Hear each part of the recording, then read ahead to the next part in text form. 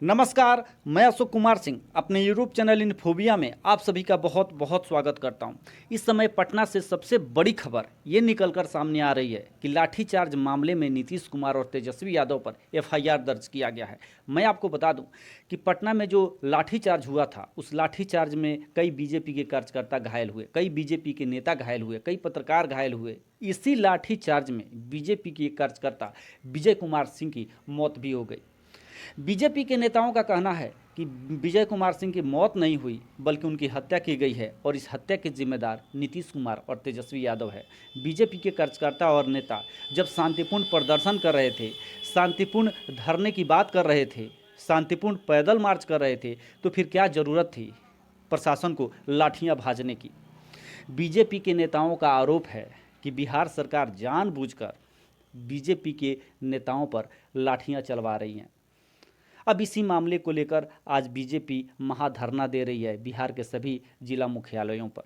अब बिहार की सियासत जिस दिन से लाठीचार्ज हुआ है बीजेपी के नेताओं पर, उसी दिन से बिहार की सियासत गरमाई हुई है। अब जहां तक बीजेपी के नेताओं का सवाल है, बीजेपी के नेताओं का कहना है कि विजय कुमार सिंह की मौत नहीं, हत्या हुई है।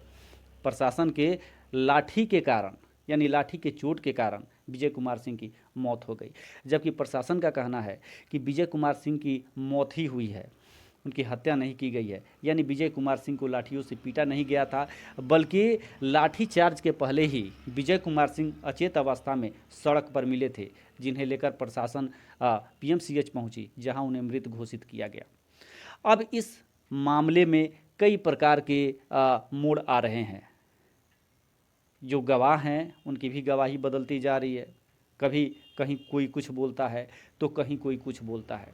यानी स्पष्ट रूप से विजय कुमार सिंह की मौत को लेकर अभी भी कोई स्पष्टीकरण नहीं दिया जा रहा है। प्रशासन अपनी बात कह रहा है, बीजेपी के नेता अपनी बात कर रहे हैं। वहीं जो बिहार बीजेपी के अध्यक्ष हैं सम्राट चौधरी, उन्होंने नीतीश कुमार और तेजस्वी यादव पर बड़ा हमला बोला है। उन्होंने कहा है कि बिहार सरकार ने सोची समझी साजिश के तहत बीजेपी के कार्यकर्ताओं और नेताओं पर लाठियां चलवाई। सम्राट चौधरी का यह आरोप है कि जो भी लोग बिहार सरकार के खिलाफ आवाज़ उठाते हैं उनकी यही हालत होती है, यानी बिहार सरकार उन्हें लाठियों से पिटवाती है। चाहे शिक्षकों की बात हो या बीजेपी के कार्यकर्ताओं की बात हो, बीजेपी के नेताओं की बात हो, यानी बिहार सरकार इस समय तानाशाही रवैया दिखा रही है। यानी बिहार में लोकतंत्र की हत्या की जा रही है।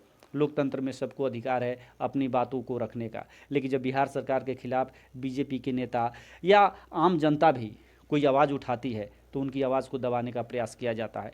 तो निश्चित रूप से अब जब तेजस्वी यादव और नीतीश कुमार पर लाठीचार्ज मामले को लेकर एफआईआर हुआ है, तो इस एफआईआर के बाद अब बिहार की जो राजनीति है उनको तो गर्म होना ही है।